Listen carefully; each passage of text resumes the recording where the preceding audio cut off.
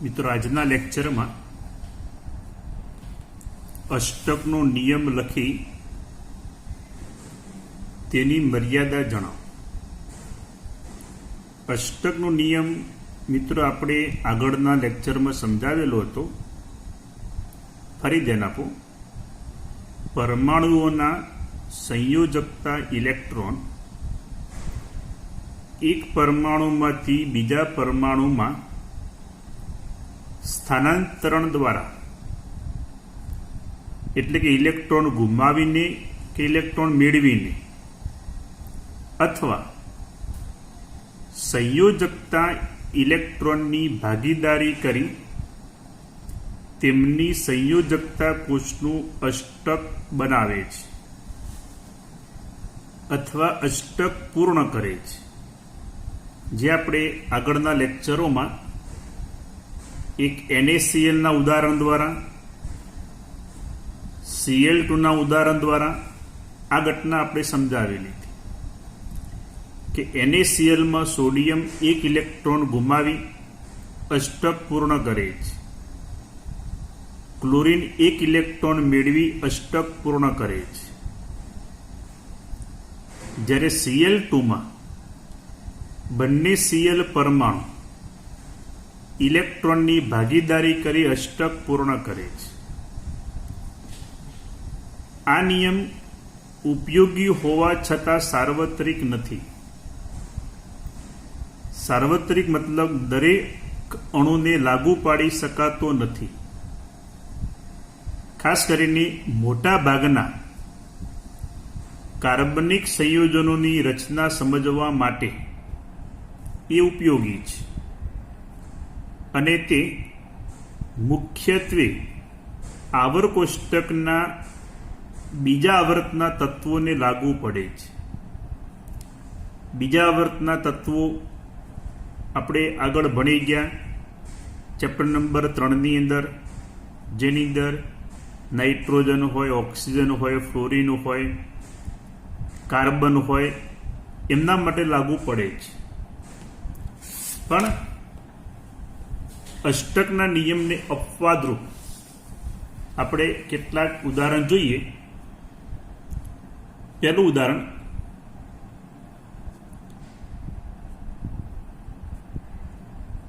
મધ્યસ્થ પરમાણુનું અપૂર્ણ અષ્ટક.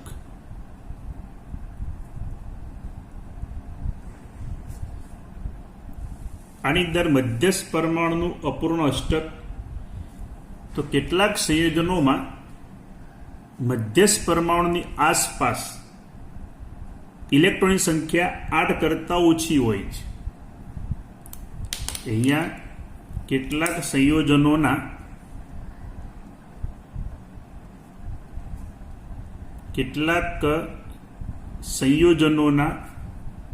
મધ્યસ્થ પરમાણુની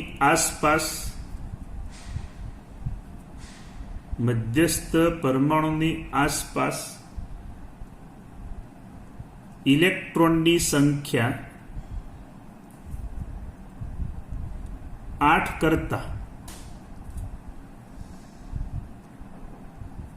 કરતાં ઓછી હોય છે. આ નિયમ ખાસ કરીને જે તત્વોની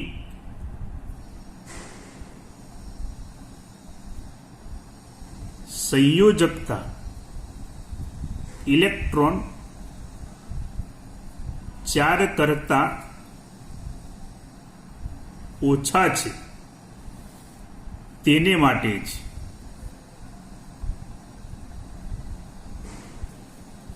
ધ્યાન આપો. જેમ કે ઉદાહરણ તરીકે લીએ LiCl. તો LiClના ઉદાહરણમાં લિથિયમની બાહ્યતમ કક્ષાની અંદર કેટલા ઇલેક્ટ્રોન હોય? તો લિથિયમનો પરમાણુ ક્રમાંક 3 એટલે 2 1. તો લિથિયમની બાહ્યતમ કક્ષાની અંદર કેટલા ઇલેક્ટ્રોન છે? 1. ક્લોરીનનો પરમાણુ ક્રમાંક સતત રચના થાય 2 8 7. તો Cl ની બાહ્યતમ કક્ષામાં 7 ઇલેક્ટ્રોન છે. તો LiCl જ્યારે બને ત્યારે લિથિયમનો આ 1 ઇલેક્ટ્રોન ક્લોરીનના 1 ઇલેક્ટ્રોન સાથે ભાગીદારી કરશે. તો ક્લોરીનની બાહ્યતમ કક્ષામાં 7 ઇલેક્ટ્રોન હતા. 1 2 3 4 5 6 અને 7. લિથિયમનો 1 ઇલેક્ટ્રોનની ભાગીદારી કરે. તો લિથિયમની ઇલેક્ટ્રોનની ભાગીદારી થવાથી તેની બાહ્યતમ કક્ષામાં હિલિયમ જેવી રચના પ્રાપ્ત થઈ. ક્લોરીનનું અષ્ટક અહીંયા પૂર્ણ થઈ ગયું. તો જો મિત્રો, LiClમાં લિથિયમનું અષ્ટક અહીંયા પૂર્ણ થતું નથી. ભલે Clનું અષ્ટક પૂર્ણ થયું, પણ લિથિયમનું અષ્ટક પૂર્ણ થતું નથી. છતાં LiCl સંયોજન સ્થાયી છે. મતલબ અષ્ટક પૂર્ણ થાય તો જ સંયોજન બને, તો જ સંયોજન સ્થાયી બને એવું જરૂરી નથી. અહીંયા અષ્ટક કરતા ઇલેક્ટ્રોન ઓછા છે, છતાં પણ LiCl સંયોજન બની શકે. બીજું ઉદાહરણ જોઈએ આપણે. BeH2 beryllium hydride. તો બેરિલિયમનો પરમાણુ ક્રમાંક કેટલો થાય મિત્રો? 4. બેરિલિયમ તો બે રચના થઈ. હાઇડ્રોજનનો પરમાણુ ક્રમાંક 1. તો બેરિલિયમ જેની બાહ્યતમ કક્ષાની અંદર 2 ઇલેક્ટ્રોન છે, અને હાઇડ્રોજન પરમાણુ આ રીતે 1 ઇલેક્ટ્રોનની ભાગીદારી કરે. તો મધ્યસ્થ પરમાણુ બેરિલિયમ તમે ધ્યાનથી જુઓ, અષ્ટક પૂર્ણ થયું નથી. હાઇડ્રોજનમાં પણ અષ્ટક પૂર્ણ થયું નથી. છતાં પણ BeH2 સંયોજન સ્થાયી છે. અષ્ટક પૂર્ણ થાય તો સ્થાયી બને એવું જરૂરી નથી. જેમ કે આપણે BCl3. તો BCl3માં બોરોનનો પરમાણુ ક્રમાંક થાય 5, રચના 2 3. Clમાં 2 8 7. તો બોરોન જેની બાહ્યતમ કક્ષાની અંદર કેટલા ઇલેક્ટ્રોન? 3. એની સાથે 3 Cl પરમાણુ આ રીતે 1 ઇલેક્ટ્રોનની ભાગીદારી કરશે. અહીંયા Cl પણ 1 ઇલેક્ટ્રોનની ભાગીદારી કરે. અહીંયા પણ Cl 1 ઇલેક્ટ્રોનની ભાગીદારી કરશે. તો મધ્યસ્થ પરમાણુ બોરોન તમે જુઓ, કેટલા ઇલેક્ટ્રોન થયા? 2 ને 2 4 ને 2 6. અષ્ટક કરતા પણ ઇલેક્ટ્રોન ઓછા છે, છતાં પણ BCl3 સંયોજન સ્થાયી છે. આવા ઘણા બધા ઉદાહરણો દર્શાવી શકાય. તમારે ઘરે પ્રયત્ન કરવાનો. BCl2, BF3 આવા જે સંયોજનો જે રહ્યા કે જેમની મધ્યસ્થ પરમાણુની સંયોજકતા કક્ષામાં પરમાણુનું અપૂર્ણ અષ્ટક છે, એટલે અષ્ટક કરતા ઇલેક્ટ્રોન ઓછા છે. ઓકે. બીજા ઉદાહરણની અંદર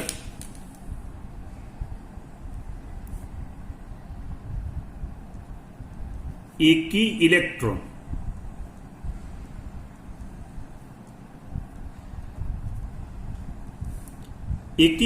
મતલબ આપણે કેટલાક ઉદાહરણ જોઈએ. નાઇટ્રિક ઓક્સાઇડ, ધ્યાન આપજો. તો આપણે જે નાઇટ્રોજનની બાહ્યતમ કક્ષાની અંદર 5 ઇલેક્ટ્રોન હોય, તો જો 2 2 4 અને 1 5. ઓક્સિજનની બાહ્યતમ કક્ષાની અંદર 6 ઇલેક્ટ્રોન, 2 2 4 અને 2 6. જો મિત્રો, ઓક્સિજનનું અષ્ટક અહીંયા પૂર્ણ થઈ ગયું. નાઇટ્રોજનનું અષ્ટક પૂર્ણ થયું નથી, અને બંધ બન્યા પછી નાઇટ્રોજનમાં અહીંયા એકી નંબરમાં ઇલેક્ટ્રોન છે, મતલબ યુગ્મ સ્વરૂપે નથી. જો 2, 2 4, 2 6 ને 7 ઇલેક્ટ્રોન થયા. 7 ઇલેક્ટ્રોન મતલબ એકી ઇલેક્ટ્રોન કહેવાય. તો એકી ઇલેક્ટ્રોન ધરાવતો આ અણુ કહેવાય. છતાં પણ નાઇટ્રિક ઓક્સાઇડ સંયોજન સ્વરૂપે જોવા મળે. એ પ્રમાણે NO2 તમે જો નાઇટ્રોજન ડાયોક્સાઇડ, એમાં આપણે નાઇટ્રોજનની બાહ્યતમ કક્ષામાં કેટલા ઇલેક્ટ્રોન? 5. 2 ને 2 4 અને 5. ઓક્સિજન 2 બાકી રહ્યા તે લખ્યા આપણે 1 અને 2. તો એ 2, 2 4 અને 2 6. અહીંયા પણ 2, 2 4 અને 2 6. તો જો મિત્રો, ઓક્સિજનનું અષ્ટક પૂર્ણ થઈ ગયું. આ ઓક્સિજનનું અષ્ટક પૂર્ણ થઈ ગયું. નાઇટ્રોજનમાં તમે જો તો સોરી મિત્રો, અહીંયા નાઇટ્રોજનમાં 2 2 4 2 6 2 9 ઇલેક્ટ્રોન થઈ ગયા. એટલે આ ઇલેક્ટ્રોન અહીંયા દર્શાવવા નહીં ઓક્સિજનના, અહીંયા ઇલેક્ટ્રોન આવશે. અહીંયા ના દર્શાવતા, અહીંયા ઇલેક્ટ્રોન આવશે. તો ઓક્સિજનનું અષ્ટક પૂર્ણ થઈ ગયું. તો નાઇટ્રોજનમાં મધ્યસ્થ પરમાણુ નાઇટ્રોજનમાં કેટલા ઇલેક્ટ્રોન થયા? 2 2 4 2 6 ને 1 7. એકી ઇલેક્ટ્રોન થયા અહીંયા. છતાં પણ NO2 અણુ એ સ્થાયી છે. બીજું મેં તમને ગયા લેક્ચરની અંદર એક સમજાય તો નિયમનિષ્ઠ ભાર, એ પ્રમાણે કેલ્ક્યુલેશન અહીંયા પ્લસ થશે ને અહીંયા થાય માઇનસ. તો આ પ્રમાણે કેટલાક અણુ એવા પણ છે કે સંયોજન બન્યા પછી પરમાણુની સંયોજકતા કક્ષાની અંદર એકી ઇલેક્ટ્રોન હોય તેવા, મતલબ યુગ્મ સ્વરૂપે નથી. ત્રીજું ઉદાહરણ,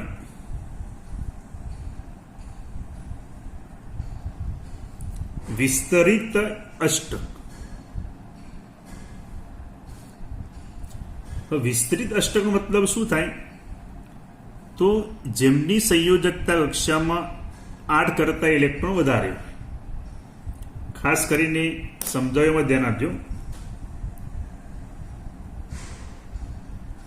આવર્ત કોષ્ટકના ત્રીજા અને પછીના આવર્તમાં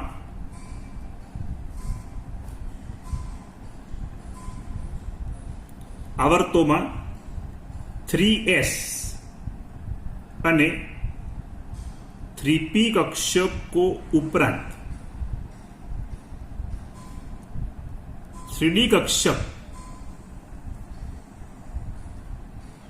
બંધન માટે પ્રાપ્ય છે.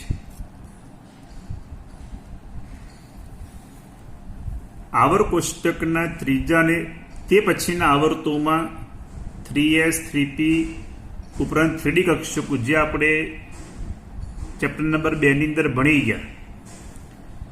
આવર્ત નંબર 1, આવર્ત નંબર 2, આવર્ત નંબર 3, આવર્ત નંબર 4, મતલબ કક્ષા 1, કક્ષા 2, કક્ષા 3, કક્ષા 4. તો અહીંયા આપણે આવર્ત કક્ષા 1 માં n બરાબર 1, n બરાબર 2, n બરાબર 3. તો 1 માં ખાલી 1s હોય, 2 માં 2s 2p હોય, 3 માં 3s 3p અને 3d. તો આ રીતે આવર્ત નંબર 3 અને પછી 3d કક્ષકની શરૂઆત થાય. આવર્ત નંબર 2 સુધી 2s અને 2p જ હોય, એમાં d કક્ષક ના હોય. d કક્ષકની શરૂઆત આપણે ચેપ્ટર નંબર 2 માં ભણી ગયા.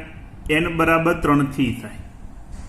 જે આવર્ત નંબર 3 અને પછીના તત્વોમાં ડી કક્ષક જોવા મળે, જે બંધ બનાવવા માટે પ્રાપ્ય હોય છે. જે ઘણા એવા સંયોજનો હોય આવર્ત નંબર 3 અને તે પછીના કે જેમની સંયોજકતા કક્ષામાં 8 કરતા વધુ ઇલેક્ટ્રોન એની અંદર હોય છે, જેને વિસ્તરિત અષ્ટક તરીકે ઓળખવામાં આવે. 8 કરતા વધુ ઇલેક્ટ્રોન એની અંદર જોવા મળે. હું કેટલાક ઉદાહરણ સમજાવું, ખાસ ધ્યાન આપજો. જો ઉદાહરણ નંબર 1, PF5. તો PF5 માં ફોસ્ફરસ નો પરમાણુ ક્રમાંક કેટલો થાય મિત્રો? 15. તો ફોસ્ફરસ નો પરમાણુ ક્રમાંક 15, તો 2, 8, 5. તો ફોસ્ફરસની બાહ્યતમ કક્ષામાં કેટલા ઇલેક્ટ્રોનો હોય? 5. 1, 2, 3, 4 અને 5 લખી દીધા. હવે ફ્લોરિન. તો ફ્લોરિનનો પરમાણુ ક્રમાંક કેટલો થાય? 9. તો રચના થાય 2, 7. તો દરેક ફ્લોરિન આ રીતે ફોસ્ફરસ સાથે એક ઇલેક્ટ્રોનની ભાગીદારી કરશે. દરેક ફ્લોરિન આ રીતે એક ઇલેક્ટ્રોનની ભાગીદારી કરશે.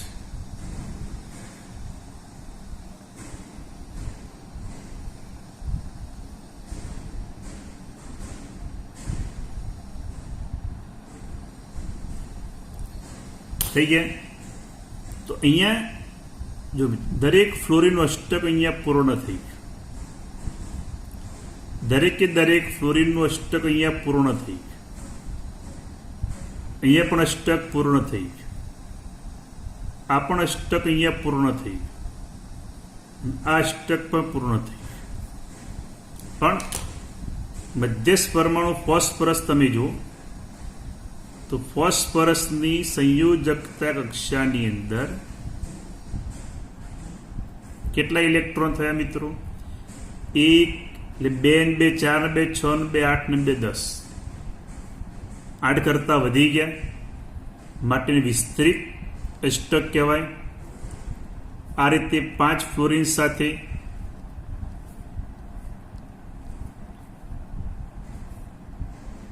એક સહસંયોજક બંધ બનશે.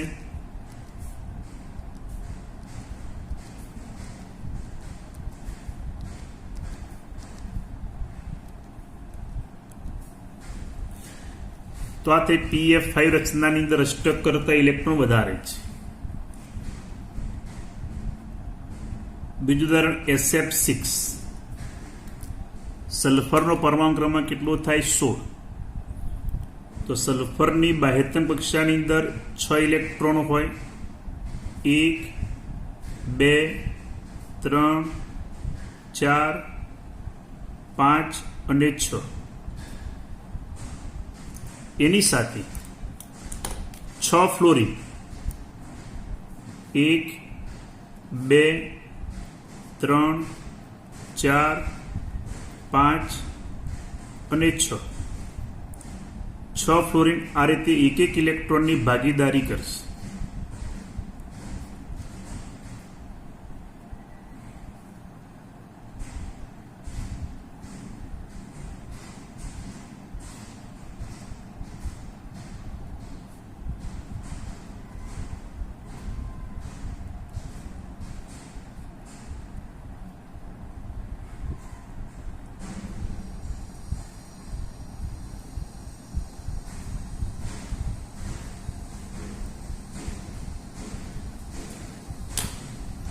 જો મિત્રો દરેક ફ્લોરિનનો અષ્ટક પૂર્ણ થઈ જશે. અહીંયા તો મધ્યસ્થ પરમાણુ સલ્ફર તમે જુઓ,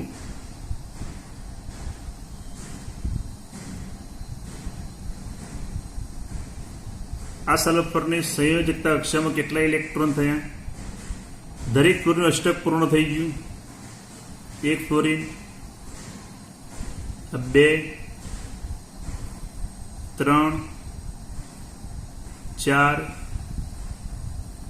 5 અને 6. કેટલા ઇલેક્ટ્રોન થયા? 2 ને 2 4 ને 2 6 ને 2 8 ને 2 10 ને 2 12.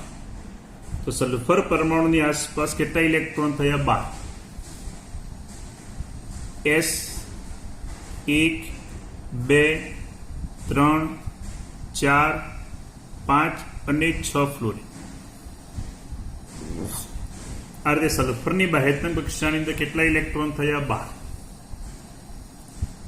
ઉદાહરણ જોઈએ આપણે H2SO4. તો ધ્યાન આપજો, H2SO4 માં સલ્ફર, એની આસપાસ કેટલા ઓક્સિજન? 4. 1 2 3 અને 4 2 H. તો સલ્ફરની બાહ્યતમ કક્ષામાં 6 ઇલેક્ટ્રોન હોય, જેના જે દર્શાવું તે 1 2 3 4 5 અને 6. આ ઓક્સિજનની બાહ્યતમ કક્ષાની અંદર 6 ઇલેક્ટ્રોનો હોય. 2 2 4 એક સલ્ફર સાથે ભાગીદારી કરશે અને એક ભાગીદારી કરશે હાઇડ્રોજન સાથે. હાઇડ્રોજન સાથે ઇલેક્ટ્રોનની ભાગીદારી થઈ. આ ઓક્સિજનમાં એક સલ્ફર સાથે ભાગીદારી કરશે અને એક ભાગીદારી કરશે ઓક્સિજન સાથે, હાઇડ્રોજન સાથે. હાઇડ્રોજન સાથે ભાગીદારી થઈ ગઈ. હવે આ ઓક્સિજન સાથે 2 ઇલેક્ટ્રોનની ભાગીદારી કરશે. અહીંયા પણ 2 ઇલેક્ટ્રોનની ભાગીદારી કરશે. ધ્યાનથી જો, અહીંયા ખાલી વચ્ચે દર્શાવું સલ્ફર, સોરી,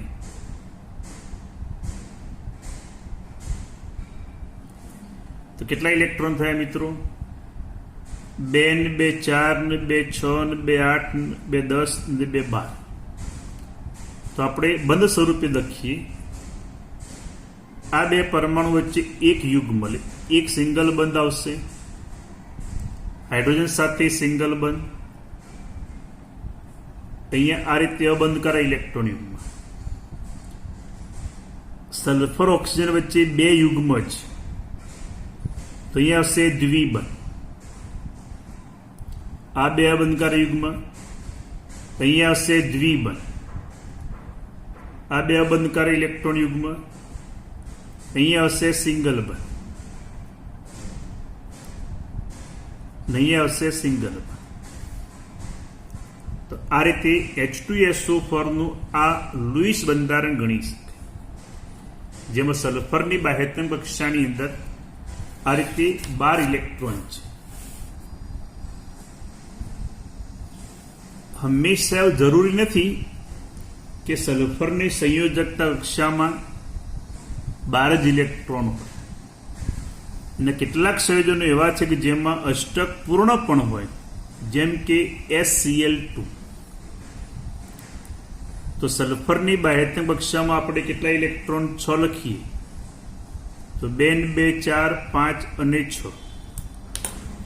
એની સાથે 2 Cl પરમાણુ આ રીતે એક ઇલેક્ટ્રોનની ભાગીદારી કરશે.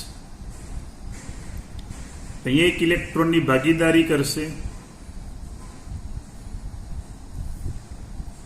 તો અહીંયા સલ્ફર અષ્ટક પૂર્ણ પણ ધરાવે છે, જેમાં અષ્ટકનો નિયમ પડાય છે.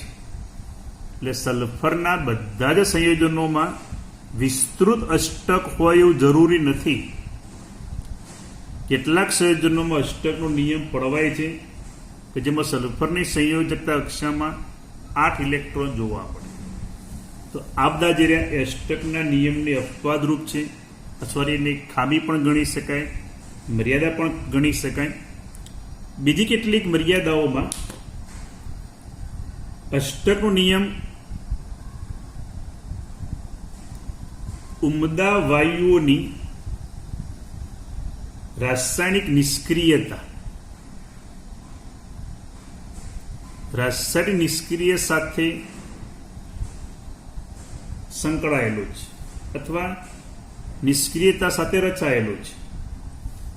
મતલબ ઉમદા વાયુઓ અષ્ટક પૂર્ણ ધરાવે છે, મતલબ એ રાસાયણિક નિષ્ક્રિયતા ધરાવે, રાસાયણિક પ્રક્રિયા કરતા નથી, છતાં પણ ઝેનોન અને ક્રિપ્ટોન, ઝેનોન અને ક્રિપ્ટોનના ભલે અષ્ટક અહીંયા ઉમદા વાયુ છે, અષ્ટક પૂર્ણ હોય, છતાં પણ કેટલાક સંયોજનો બનાવે છે, જેમ કે XCF2 હોય, KrF2 હોય, XCOF2 હોય, XCO3 હોય, આવા સંયોજનો બનાવે છે.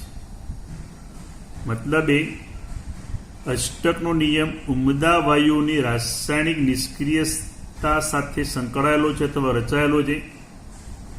મતલબ ઉમદા વાયુઓ રાસાયણિક પ્રક્રિયા કરી શકે નહીં, કારણ કે અષ્ટક પૂર્ણ ધરાવે છે, છતાં પણ કેટલાક તત્વો ઝેનોન હોય, ક્રિપ્ટોન હોય, આવા સંયોજનો બનાવી શકે છે. બીજું, આ સિદ્ધાંતને આધારે અણુઓના આકાર જે રહ્યા એ આકાર સમજાવી શકતો નથી. અષ્ટક પૂર્ણ થાય, અણુનો આકાર કેવો હોય સમજાવી શકાતો નથી. આ ઉપરાંત અણુઓની સાપેક્ષ સ્થાયીતા પણ સમજાવી શકતો નથી.